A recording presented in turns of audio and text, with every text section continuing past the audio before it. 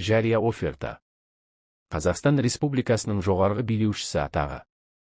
Ерік. Біз, Паул. Тірі. Адам. Ер. Егемен. Патриций. Тікелей билік. Ресей елінің өкілетті өкілі. Тікелей билік. Ел басшысы Ресей. Тікелей егемен судья. Орыс халқының өкілі. Құдайдың еркінің толық иесі, Құдайдың, табиғи, барлық басқа адам құқықтарының иесі. Несие беруші. Парламентші. Тірі болғандардың бәрі қасиетті. Жария оферта 1. Жария оферта. Қазақстан Республикасы билігінің жалғыз мемлекеттік көзі, жоғары өкілеттіктер, өмір бойы атақ беру туралы жария оферта шарты. Жоғарғы билеуші. Туу құқығы бойынша Павел. Адам өміріне ие адам. Егемен. Патриций. Тікелей билік.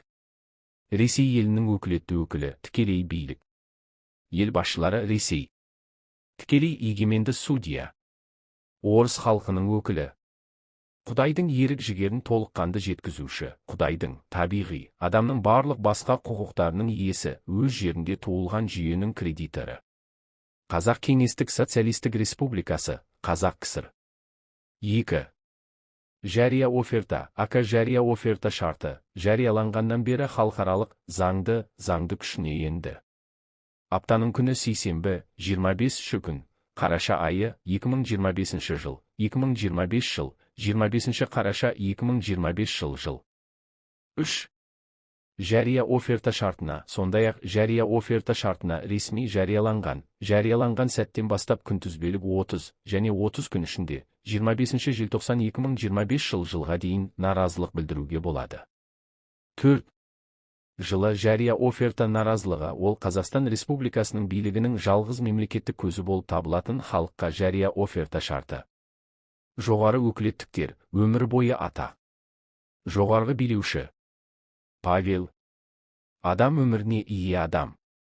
Егемен. Патриций. Тікелей билік. Ресей елінің өкілетті өкілі, тікелей билік. Ел басшылары Ресей. Тікелей егеменді судья. Орыс халқының өкілі. Құдайдың ерік жігерін толыққанды жеткізуші, Құдайдың, табиғи, барлық басқа адам құқықтарының иесі, жүйенің кредиторы. Наразылық білдіруге кемінде 5 миллион адам, ерлер, әйелдер, олардың дауыстары. Қазақстан Республикасы халқы, биліктің жалғыз мемлекеттік көзі қатысуы тиіс, жария түрде жүргізілуі тиіс.